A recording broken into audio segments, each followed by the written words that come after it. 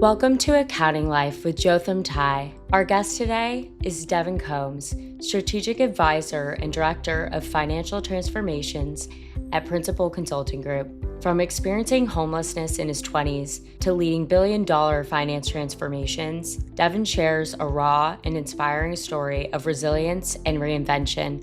Now, our host, Jotham Ty. Hey, Devon, how's it going? Welcome to the Accounting Live podcast. How are you today? Doing well. How are you doing, Jotham? Doing pretty well. Life is good. And speaking of life, Devon, today's episode is one of those episodes where we love hearing about how certain accountants make their journey throughout life and ultimately into accounting. I know you and I have had a chance to talk at a recent Giants game about your history and background, and I'm not gonna play spoiler here. I'm gonna let you kind of describe the story, but I'm excited to dig in. And I think what makes accounting so great and fascinating at the same time is so many different people get into the industry through many different ways in life. So maybe that's a starting tee up for you. From your perspective, I know you talked about homelessness and getting into accounting through a series of events that led you there. I won't obviously do it any justice. So, maybe share at a high level that path and then we'll double click as we go here. Yeah, happy to, and I appreciate you having me on. This is cool. So it's interesting. I didn't really reflect on any of this until pretty recently, where at the beginning of this year, I was realizing I think I worked on my 20th $1 billion plus deal when I was at Google Cloud. Had worked on some north of $5-10 billion. And someone was like, hey, someone who knew me well was like, it's crazy you're doing this. And then 10 years ago, you were practically homeless. And the juxtaposition there was insane. And it made me really start reflecting and meditating on this and writing about it more. So that's kind of been that's it in a nutshell. Is I went from homeless at the age of 21. I had huge family instability. My mom passed away when I was a teenager. I'd never met my father. In and out of foster care or guardians, and taking care of myself at a pretty young age, to a pretty extreme financial insecurity at adulthood. So I owned a business when I was 18 because I just was very risk tolerant, I would say. I lived at my friend's recording studios. So I owned a recording studio when I was 18 in North Hollywood. The business didn't do well. It was right down the recession around that time. And it was real. After that business failed, it was really tough. I was already struggling beforehand and eating pretty much like carrots and apples and bananas and bread at grocery stores in order to keep the business afloat. And once the recession hit and the business failed, I was homeless for about 2 years, even though I was always working, and I was working at bars and restaurants and also doing side consulting while I was getting my stuff together. It's just, people don't realize how challenging it can be when you're born into a cycle of poverty or brokenness in a family. You're so used to it, it's really hard to even know that you can get out of it. Like there's so many people that live in that and are institutionalized, and it's just part of the way everyone thinks. So when you get money in, it goes out, and you're never going to have enough. And if you don't have any family support, it's really tough. And I was really surprised when I didn't even know accounting or any really profession really existed until I was just taking random odd jobs and internships. And I started working with this one guy who needed a CPA intern to do an audit. And so I just said, I taking some accounting classes and business classes in community college while I'm trying to get my life together. And I know about this a little. I'd love to learn more, and I need to make some money over summer. And I saw this guy essentially work with a CFO, he made really good money. And the work was interesting. It wasn't what I thought accounting was, like bookkeeping. He was working with a CFO and understanding the business to do an audit and make recommendations to the board. And I got to do that audit from the beginning to the end for this really interesting non-for-profit in in Los Angeles. And that sparked my interest for accounting, that I realized, hey, you could have a really lucrative lifestyle. And for me, anything over $30,000 a year at the time was lucrative. Anything where I could just afford rent. And do some interesting work with a pretty minimal education requirement. You just had to get a bachelor's degree or 2 bachelor's degrees, right? 150 units. And I can easily say that. And then the community around accounting that fosters it so well, like the mentorship aspects, all that helped me get through poverty along with help from other people. And it helped me have an amazing career that I never thought I'd have as much financial security or independence as I do now. When I look back, at 13 years ago, I was completely homeless. Now I have a family and provide for them in the Bay Area and a very comfortable life. Accounting had a large part to solve that for me. So I want to dig into that a little further, Devon, but before doing so, I haven't heard this level of details about your story until now. So, as I'm listening to all this, I mean, it's just incredibly inspiring. And when you talked about, with you getting into homelessness because you didn't have that family structure, but yet you kind of hustled your way through life and taking different jobs. I know some of that resonates with me, obviously at a much different level. And I actually just did a recording with another guest about this recently. The immigrant story for me. We're not near homelessness.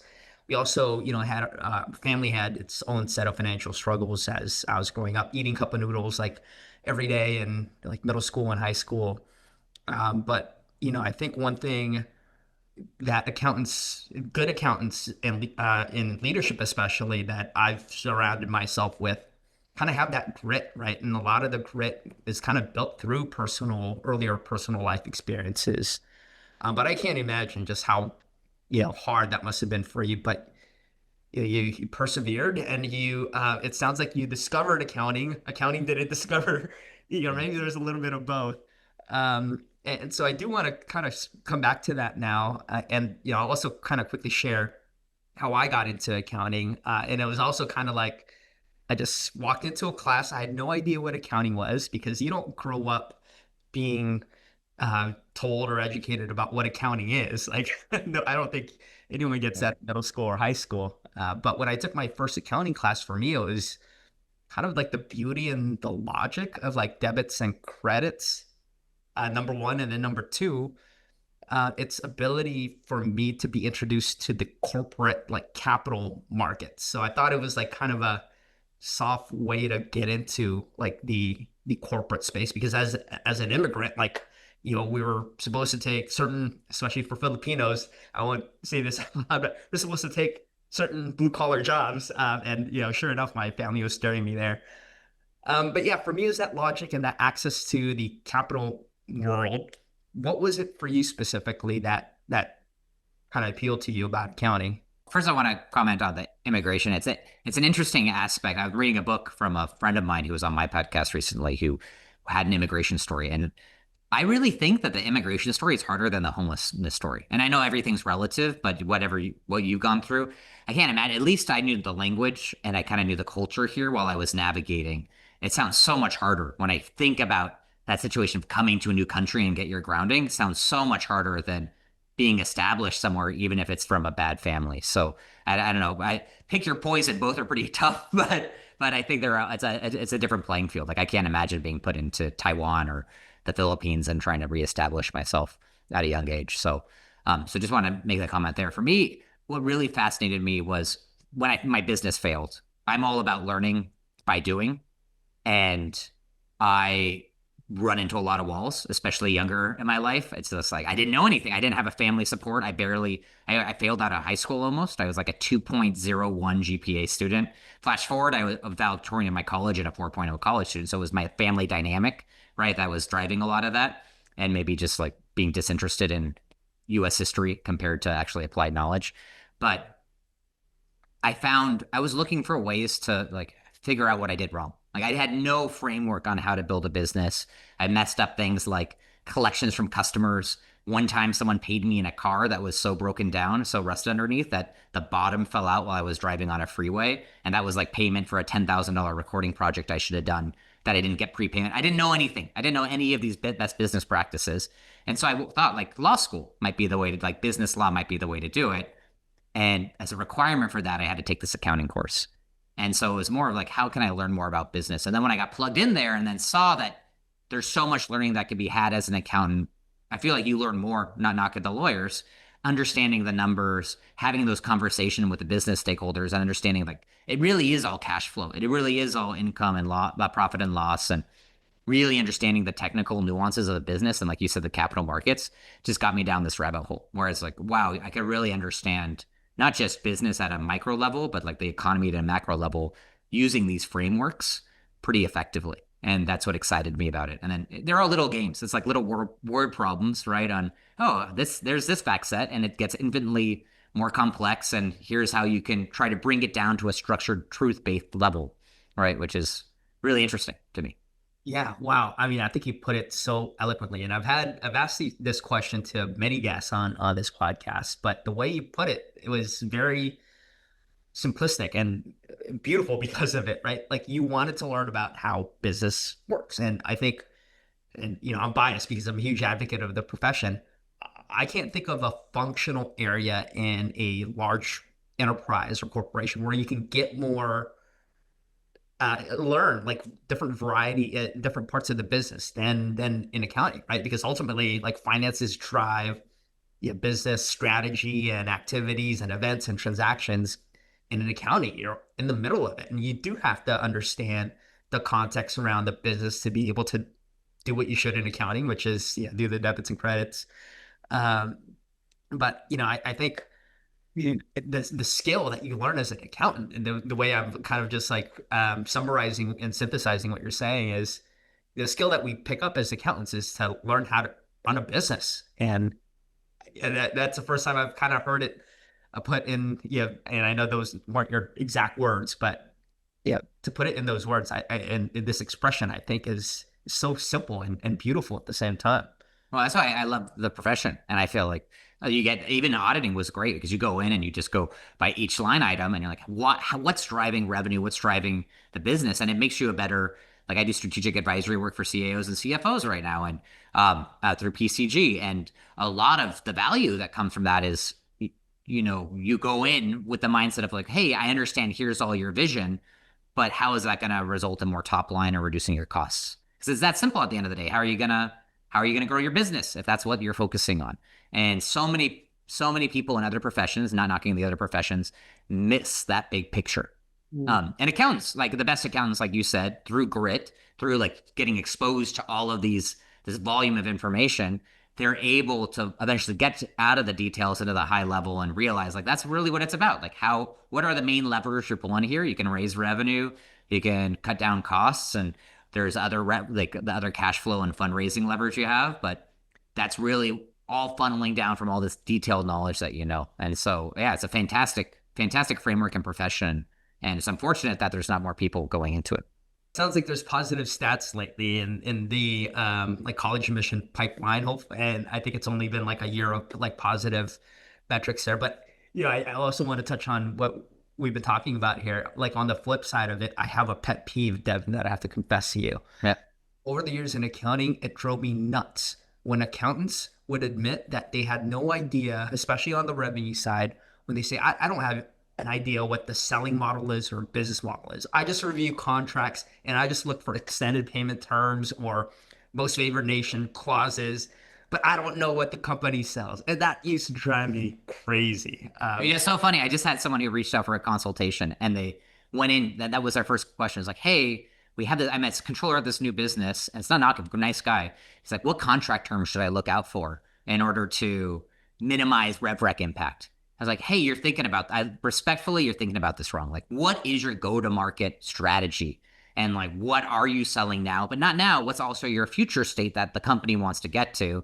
And then how can we develop supporting policies and frameworks in order to transform your finance department to support that? And then we get into the contracting, like playbooks on how do we support the sales and go-to-market function. Accounting is a support function. We're not a strategy function, but you can add that strategic layer once we understand that to help them drive to the fundamental values of like finance and FP&A and all that fun stuff. But yeah, so it happens all the time. It's like everyone gets too lost in like, how do I change this contract term? It's like, that's not what it's about. We're like, we are looking at the big picture here, right? And that's what that's the value of being a good consultant though. Like luckily there's not a ton of people that do that. And so it's made for a good profession to differentiate myself, right? Well, and I think, I know you and I are very excited about AI. We'll have to save that for another episode, by the way, Devin. But I think Yeah. with the introduction of AI, like I think most accountants at most levels are going to need to develop that big picture orientation. Otherwise, they're not going to be able to contextualize like all this automation that they're enabling. Um, but you know what? I think that's a good thing, and I hope that's something accountants like look forward to, the expectation that they should understand like business drivers, go to market motions, and all these different things that lead to business success. And I think that then becomes a way to recruit like more accountants in the profession, right? You're not just a number cruncher; you're a big picture thinker. You know how the numbers are driven. Um, but I hope like that's like a pitch that the profession does. But Yeah. obviously want to ask for your take on that. Like what would be that pitch, whether it's someone new entering the profession or maybe someone looking to pivot and change their lives in the way that you and I have. Yeah, so I wrote an article on this, and I'm curious your take because it's probably me being too passionate about the profession. But I really think that accounting is like a true exploration of truth behind business. And what do I mean by that? It's like, and it's an adventure, right? Because like you can start a business and like I could start a consulting business and I could say, hey, I'm a great CFO consultant.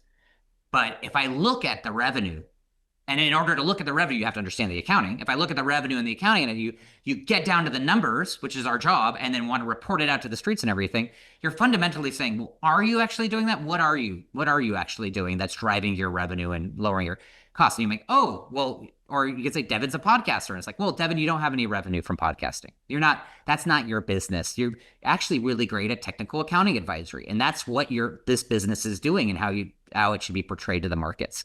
So it's people can get delusional and people can get visionary or however you want to like, they can get too much in their heads about what their business is. And I can't tell you how many small business owners, especially when you bring them down to the dollars and cents of like, this is actually what drove your revenue. This is what you should focus on and to increase more revenue. This is where your costs are out of hand. And you go to personal finance there. Um, there's so much value there to being able to understand what reality is for your business or for your person or for whatever you're trying to accomplish. And accounting will get you there. Like, and that's why it's a science. But people forget that. People are like, you're just doing journal entries and whatnot. No, you're really actually trying to understand the truth of an underlying business, which is a lot more complex than you think, especially when you, like at Google, there's hundreds of thousands of employees, billions of dollars of revenue. Interpreting the truth there gets pretty subjective. And so going down to fundamentals and accounting is so important. Yeah. Yeah, that goes even with like gap or non-gap, right? And like there's different variations of the truth. So as again, like eloquent and simple as that objective is that you describe of like wanting to find truth, it's a lot easier said than done, which is why we need highly capable people in the profession, because these are not easy problems or easy truths to especially when you have like all these different rules by different jurisdictions and countries. There's um yeah, it all works towards like understanding like the performance of a business. It's also all towards, as you pointed out earlier, like understanding how a business runs. And gosh, Devin, we should just like send this recording over to the AICPA. I think this Yeah, should exactly. recruiting like a pitch to new potential accountants. Well, they need to change it, man. We should talk to them or speak to them. If anyone's watching it from the ICPA, happy to come on. And I think they need to rebrand like accounting is an adventure in truth. Like you're actually trying to understand the business and you can change the role doing that rather than some of our other counterparts who are more like visionary or but not grounded, right? Of understanding. And when we diverge, where do you go? That's where you have the Sarbanes-Oxley issues. You have the Enron issues. You have the SPAC issues when you get a little too far ahead of yourselves, right? And hopefully, we don't have one of those again. But that's the future if we don't have better professionals who are focused on truth grounded. Yeah. Well, and capitalism will tend to stretch it to those limits, and like, guess who's there to defend and preserve like the truth around capitalist mechanisms? It's us in accounting, right? Like finding the truth. And gosh, that's like another like new expression, Devin, that I think I'm gonna have to borrow on Please. your Yeah. questions here. Yeah, I guess as we wrap up, Devin, and I know we can branch out and talk a lot about AI and other things, but they're just some really kind of to summarize like everything that we've talked about here. Um, obviously you came from a background where you had early life challenges. You were able to overcome it by thanks to what the profession can offer. It sounds like you're thriving and passionate about the field, which is amazing. If you're giving advice to someone who's maybe also in a situation where they're trying to figure things out in life, things are hard, like what would you share with them as piece of wisdom? My always big thing to go back to is, I'd say, two parts to anyone looking is have a bias for action. Make sure that you're leaning towards doing things rather than complaining about them. Some people have really tough cards they were dealt, but you still got to play with a hand you're dealt instead of just complaining and not playing the game at all. And I've had a lot of people in my life who, unfortunately, when you're low on the totem pole, a lot of other people are low and they get stay there because they don't stretch themselves and they don't try to learn. So if you're down there, keep playing the game and just keep aiming up. The second piece I would say is don't sacrifice your values. A big thing that I've seen and I personally grappled with as I've met with a profession is as you grow your career, you can burn out. You can lose aspects of your health. You can lose aspects with your family, with your friends as you sacrifice to try to get yourself out of holes. Like I have a lot of grit, but I've carried that through my life and I kind of get narrow-minded and pigeonholed, and having a holistic look to your life is just as important as having success. And so who's more successful? The person who makes $1 million a year, but's unfortunately gone through divorce or had a heart attack or is extremely out of shape because they haven't taken care of their health, or the person who's making $60,000 a year, but has a family that loves them and is healthy and good for relationships and friendships. So those are my two pieces of like, keep aiming up, keep having a bias towards action and look for support there, but don't lose your roots and stay grounded in the things that matter, which is truth and other people.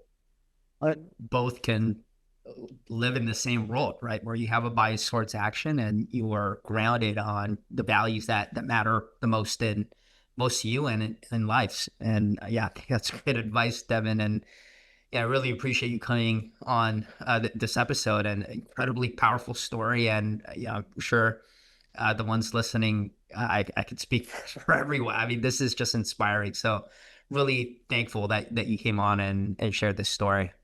I appreciate you having me on. Excited for you to come on mine. And I'm looking forward to more partnership together. Really love everything you're doing too, and really impressed. So glad I met you.